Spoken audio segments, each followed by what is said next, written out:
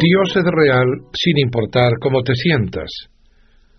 Cuando las cosas marchan bien en nuestra vida, es fácil adorar a Dios. Cuando nos ha provisto alimento, amigos, familia, salud y alegría. Pero las circunstancias no siempre son tan agradables. ¿Cómo adoramos a Dios entonces? ¿Qué hacemos cuando Dios parece estar a millones de kilómetros de distancia? El grado de adoración más profundo es alabar a Dios a pesar del dolor, agradecer a Dios durante una prueba, confiar en Él durante la tentación, aceptar el sufrimiento y amarlo aunque parezca distante. La prueba de la amistad es la separación y el silencio. Cuando estamos separados por una distancia física, o nos vemos imposibilitados de hablar. En el caso de nuestra amistad con Dios, no siempre nos sentimos cercanos a Él. Philby Yancey puntualiza: en cualquier relación hay momentos de intimidad y momentos de distanciamiento, y en la relación con Dios, no importa lo íntima que sea, el péndulo también se moverá de un lado al otro. Entonces sí que la adoración se pone difícil. Para madurar nuestra amistad, Dios la pondrá a prueba con periodos de aparente separación, momentos en que sentiremos que nos abandonó o nos olvidó. Dios parecerá estar a millones de kilómetros. San Juan de la Cruz se refirió a esos días de sequía espiritual, duda y distanciamiento de Dios como la oscura noche del alma. Henry Nouwen los llamó el ministerio de la ausencia. A.W. Tozer lo llamó el ministerio de la noche. Otros lo llamaron el invierno del corazón. Aparte de Jesús, David fue quien posiblemente tuvo más amistad con Dios. El Señor tenía el placer de llamarlo un hombre conforme a mi corazón. Sin embargo, David con frecuencia se quejaba de la aparente ausencia de Dios. Dios mío, ¿por qué te quedas tan lejos? ¿Por qué te escondes de mí cuando más te necesito? Dios mío, ¿por qué me has abandonado? Lejos estás para salvarme, lejos de mis palabras de lamento. ¿Por qué me has rechazado? Por supuesto, Dios en realidad no había dejado a David, como tampoco te dejará a ti. Ha prometido varias veces: nunca te dejaré ni te abandonaré. Pero Dios no te promete: siempre sentirás mi presencia. En efecto, Dios reconoce que a veces oculta su rostro de nosotros. A veces es como si fuera un DEA, un desaparecido en acción, en nuestra vida. Floyd McClung lo describe de la siguiente manera: te despiertas una mañana y todos tus sentimientos espirituales han desaparecido.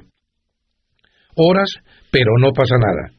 Reprendes al diablo, pero nada cambia. Realizas tus ejercicios espirituales. Les pides a tus amigos que oren por ti. Confiesas todos los pecados que puedas imaginar y les pides perdón a todos tus conocidos. Ayunas, pero no pasa nada. Comienzas a preguntarte cuánto tiempo durará esta penumbra espiritual. ¿Días? ¿Semanas? ¿Meses? ¿Terminará algún día? Sientes que tus oraciones rebotan en el techo. Al borde de la desesperación gritas: ¿qué me pasa? La verdad es que nada está mal. Es una parte normal de la prueba y la maduración de nuestra amistad con Dios. Todos los cristianos atravesamos esta situación por lo menos una vez y por lo general varias veces. Es dolorosa y desconcertante, pero es absolutamente vital para el desarrollo de la fe. Job no perdió la esperanza cuando no sentía la presencia de Dios en su vida, porque tenía esa certeza.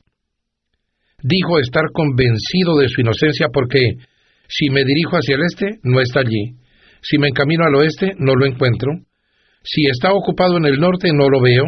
Si se vuelve al sur, no alcanzo a percibirlo. Él, en cambio, conoce mis caminos. Si me pusiera a prueba, saldría yo puro como el oro. Cuando Dios parece distante, puedes sentir que está enojado contigo o que te está disciplinando por algún pecado. Es cierto, el pecado sí nos puede desvincular de la amistad íntima con Dios. Entristecemos al Espíritu de Dios y apagamos nuestra comunión con la desobediencia, el conflicto con los demás, las múltiples ocupaciones, la amistad con el mundo y otros pecados. Pero este sentimiento de abandono y distanciamiento de Dios no suele tener nada que ver con el pecado. Es una prueba de fe, una que todos debemos enfrentar. Seguirás amando, confiando, obedeciendo y adorando a Dios, aunque no sientas su presencia, aunque no tengas prueba evidente y visible de su obra en tu vida. En la actualidad, el error más común de los cristianos con respecto a la adoración es que buscan una experiencia más que a Dios. Buscan un sentimiento, y si lo encuentran, concluyen que han adorado. ¡Qué equivocación! En realidad, Dios suele retirar nuestros sentimientos para que no dependamos de ellos. La adoración no es la búsqueda de un sentimiento, incluso si se trata de uno de intimidad con Cristo. Cuando eras un cristiano en pañales, Dios te dio varias emociones y contestaba tus oraciones inmaduras y egocéntricas para que confirmaras su existencia. Pero a medida que crecemos en la fe, nos aparta gradualmente de esas dependencias. La omnipresencia de Dios y la manifestación de su presencia son dos cosas distintas. Una es un hecho, la otra es un sentimiento. Dios está siempre presente, aunque no estemos conscientes de Él. Su presencia es demasiado profunda para medirla con meras emociones. Sí, Dios quiere que sientas su presencia, pero prefiere que confíes en Él aunque no lo sientas. A Dios le agrada la fe, no los sentimientos. Las situaciones que más apelarán a tu fe serán aquellas cuando tu vida se derrumbe y no puedas percibir a Dios. Fue lo que le sucedió a Job. En un solo día perdió todo: su familia, su negocio, su salud, sus posesiones. Fue de lo más desalentador. Por 37 capítulos, Dios no dijo nada. ¿Cómo podemos alabar a Dios cuando no entendemos lo que pasa en nuestra vida y Él calla? ¿Cómo mantener el vínculo en medio de una crisis si no hay comunicación? ¿Cómo mantener la vista en Jesús cuando nuestros ojos están llenos de lágrimas? Hagamos lo que hizo Job. Se dejó caer al suelo en actitud de adoración. Entonces dijo: desnudo salí del vientre de mi madre, y desnuda de partir. El Señor ha dado, el Señor ha quitado, bendito sea el nombre del Señor. Cuéntale a Dios exactamente cómo te sientes. Derrama tu corazón ante Dios, descarga todas tus emociones y sentimientos. Job lo hizo cuando dijo: no guardaré silencio, estoy enojado y amargado, tengo que hablar. Cuando Dios parecía distante, Job añoraba: ¿qué días aquellos? Cuando yo estaba en mi apogeo y Dios bendecía mi casa con su íntima amistad. Dios puede encargarse de las dudas, el enojo, el temor, el dolor, la confusión y las preguntas que tengas. ¿Sabes que reconocer tu desesperanza ante Dios puede ser una afirmación de fe?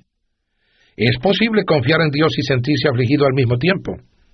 David escribió: aunque digo, me encuentro muy afligido, sigo creyendo en Dios. Puede parecer una contradicción. Confío en Dios, pero estoy destrozado. La franqueza de David en realidad revela una profunda fe.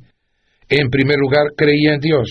En segundo, creía que Dios escuchaba su oración. Y en tercero, creía que Dios le permitiría decir lo que sentía y lo seguiría amando.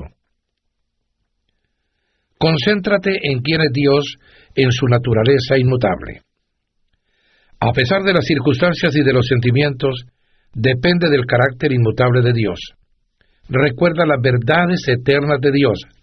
Él es bueno, me ama, está conmigo, sabe lo que me pasa, se interesa en mí, tiene un plan para mi vida. Raymond Edman dijo: nunca dudes en la oscuridad de lo que Dios te dijo en la luz. Cuando la vida de Job se desmoronó y Dios mantuvo silencio, Job todavía encontró motivos para alabar a Dios. Él es bueno y amoroso, Él es todopoderoso, Él conoce todos los detalles de mi vida, Él tiene el control, Él tiene un plan para mi vida, Él me salvará. Confía en que Dios cumplirá sus promesas. Durante las épocas de sequía espiritual debemos depender pacientemente de las promesas de Dios y no de nuestras emociones. debemos reconocer que nos está conduciendo a un grado más profundo de madurez. Una amistad basada en emociones es, sin duda, superficial. No te preocupes por tus preocupaciones. El carácter de Dios no cambia con las circunstancias. La gracia de Dios todavía tiene toda su fuerza. Él todavía está de tu lado, aunque no lo sientas. Cuando Job sintió la ausencia de Dios, siguió dependiendo de su palabra. No me he apartado de los mandamientos de sus labios. En lo más profundo de mi ser he atesorado las palabras de su boca. Gracias a que confiaba en la palabra de Dios, Job pudo mantenerse fiel, aunque nada parecía tener ningún sentido. Su fe era fuerte en medio del dolor. Dios podrá matarme, pero todavía confiaré en Él. Adoras a Dios de una manera más profunda cuando mantienes tu confianza en Él, a pesar de que sientas que te ha abandonado. Recuerda lo que Dios hizo por ti. Aunque Dios nunca hubiera hecho algo por ti, aún así merecería tu continua alabanza por el resto de tu vida, por lo que Jesús hizo en la cruz. El Hijo de Dios murió por ti. Ese es el motivo más importante de la adoración. Por desgracia, olvidamos la crueldad del sacrificio y la agonía que Dios sufrió. La familiaridad genera complacencia. Incluso antes de su crucifixión, al Hijo de Dios lo desnudaron y lo golpearon hasta dejarlo irreconocible. Lo azotaron, lo insultaron y se burlaron de él. Le pusieron una corona de espinas y lo escupieron con desprecio. Hombres crueles abusaron de Jesús y lo ridiculizaron. Lo trataron peor que a un animal. Después de estar casi inconsciente por las hemorragias, lo obligaron a cargar una pesada cruz por un camino ascendente. Lo clavaron en esa cruz y lo dejaron morir lentamente, en una atroz muerte por crucifixión. Mientras se desangraba, tuvo que escuchar las burlas y los insultos del gentío que se divertía viendo su dolor, desafiando su afirmación de ser Dios.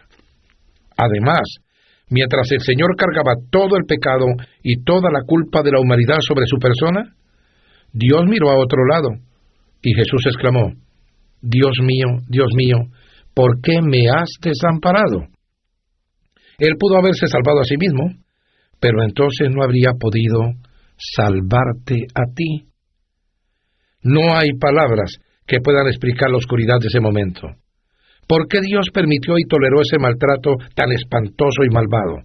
¿Por qué? Para que no tuvieras que pasar la eternidad en el infierno y para que pudieras estar en su gloria para siempre.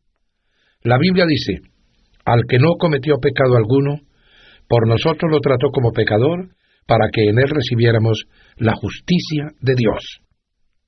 Jesús dio todo de sí para que tuvieras todo. Murió para que pudieras vivir para siempre. Eso por sí solo ya es suficiente para merecer tu gratitud y alabanza continua. Nunca más te preguntes qué motivos tienes para agradecer a Dios.